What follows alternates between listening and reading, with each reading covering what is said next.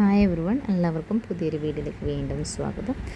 ഇന്ന് ഞാൻ വീട് വരെ ഒന്ന് പോയിട്ടുണ്ടായിരുന്നു കേട്ടോ. കുറേ ദിവസത്തിന് ശേഷം വീട്ടിൽ നിന്ന് പോയതാണ്. അപ്പോൾ തിരിച്ച് വരുമ്പോൾ കുറച്ച് ലേറ്റായി. അപ്പോൾ ചോറ് എന്തായാലും വേവില്ല, അതുകൊണ്ട് ഞാൻ ഉണ്ടാക്കി കുറച്ച് പൊടിയരി ഉണ്ടായിരുന്നു, അത് കഴുകി കുക്കറിലിട്ടിട്ട് കുറച്ച് കഞ്ഞി ആക്കാമെന്ന് കരുതി. അപ്പോൾ ഇന്ന് ഉച്ചക്ക് എന്തായാലും കഞ്ഞിയാണ് നമ്മൾ ഉണ്ടാക്കാൻ പോകുന്നത്. അതിനിടയിൽ തന്നെ ഈ കുട്ടിക്ക് പല്ലുവേദനയാണ്. കുറച്ച് ഗ്രാമ്പു ചതച്ചിട്ട് വെളിച്ചെണ്ണ ഒന്ന് ചൂടാക്കി എടുത്തിട്ടുണ്ട് കേട്ടോ.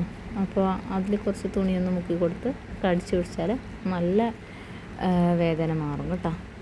അപ്പോൾ ഇരുട്ടിപ്പോയപ്പോൾ ഇന്നലെ വാങ്ങിയതാണ് ഈ പുളിയൊക്കെ. നമ്മുടെ പുളിയൊക്കെ തീർന്നു പോയിട്ടുണ്ടായിരുന്നു.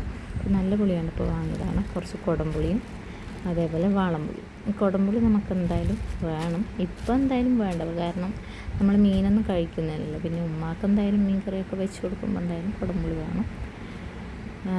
പിന്നെ നമുക്കിപ്പം കഴിക്കാൻ പറ്റിയ വെജിറ്റബിൾസാണ് വാങ്ങിയത് കേട്ടോ. കുക്കുംബർ, അതേപോലെ ബീട്രൂട്ട്, വെണ്ടക്ക, ലെമൺ, പിന്നെ ഒരു പച്ചമാങ്ങ കണ്ടപ്പോൾ വാങ്ങിയതാണ്.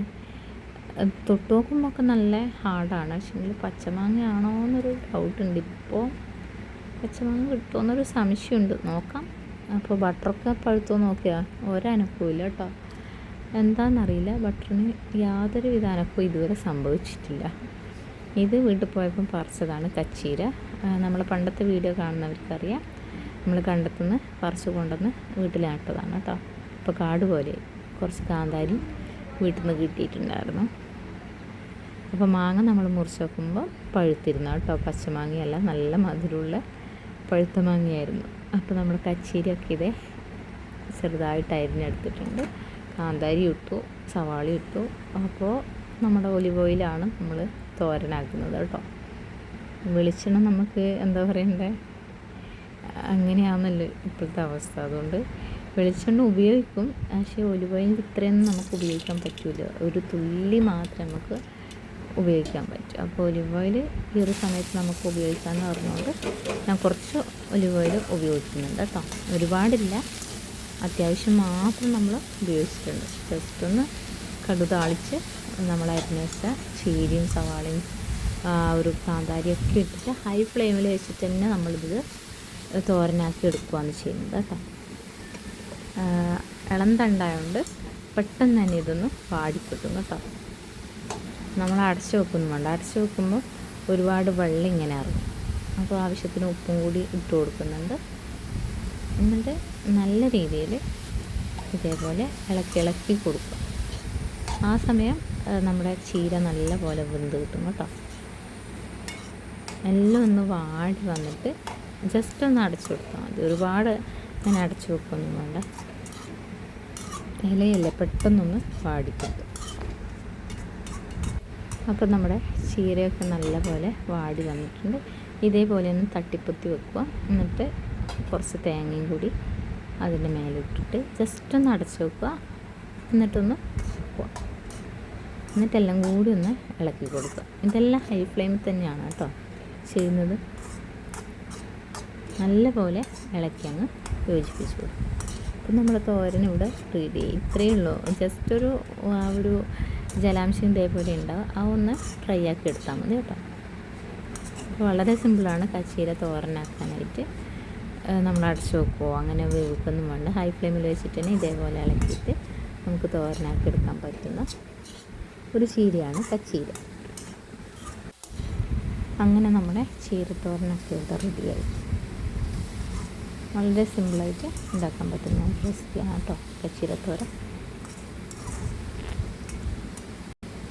അപ്പോൾ ഇന്ന് നമുക്ക് ഉച്ചക്ക് കഞ്ഞിയും കച്ചീരത്തോരനും അച്ചാറുമാണ് കേട്ടോ. അതിനിടയിൽ മെഷീനിൽ തുണിയൊക്കെ ഇട്ടിട്ട് ഒന്ന് അലക്കി ആറിയിട്ടിട്ടുണ്ടായിരുന്നു. നല്ല കാലാവസ്ഥ കണ്ടപ്പോൾ പെട്ടെന്ന് തുണി മെഷീനിലിട്ട് അങ്ങനെ അലക്കി ആറിയിട്ടതാണ് കേട്ടോ. 2-3 ദിവസത്തെ അലക്കാനുണ്ടായിരുന്നു. അപ്പോൾ അതൊക്കെ കഴിഞ്ഞിട്ട് നമ്മൾ കഞ്ഞി കുടിക്കാൻ പോവുകയാണ് കേട്ടോ. ഇതെൻ്റെ പ്ലേറ്റാണ്, യൂണിഫോമിറ്റിയാണ് കേട്ടോ. ഇപ്പോൾ എൻ്റെ പ്ലേറ്റ്, എൻ്റെ സ്പൂണ്, അങ്ങനെയൊക്കെയാണ് ഇപ്പോൾ നമ്മുടെ ലൈഫിൽ വന്ന മാറ്റങ്ങളാണ് അതൊക്കെ കേട്ടോ. നമുക്കായിട്ടൊരു പ്ലേറ്റ്, നമുക്കായിട്ടൊരു സ്പൂണ്, നമുക്കായിട്ടൊരു ഗ്ലാസ്, അങ്ങനെയൊക്കെയാണ്. അങ്ങനെ കഞ്ഞൂടിയൊക്കെ കഴിഞ്ഞു, തുണിയൊക്കെ ഒന്ന് എടുത്ത് മാറ്റി. നല്ല വെളിച്ചമൊക്കെ ഉണ്ട് കേട്ടോ, നല്ല വെയിലും കാര്യങ്ങളൊക്കെ ഉണ്ട്. നല്ലൊരു സമാധാനമുണ്ട് കേട്ടോ. ഇങ്ങനെ കുറേ നാൾക്ക് ശേഷം ഇങ്ങനെ വെയിൽ കാണുമ്പോൾ ഒരു സന്തോഷമുണ്ട്, ഒരു സമാധാനമുണ്ട്. അപ്പോൾ പുറത്ത് വെയിലായതുകൊണ്ട് നമ്മുടെ ഉള്ളിൽ നിന്ന് കുറച്ച് ടി വി ഒക്കെ കാണാൻ കരുതി.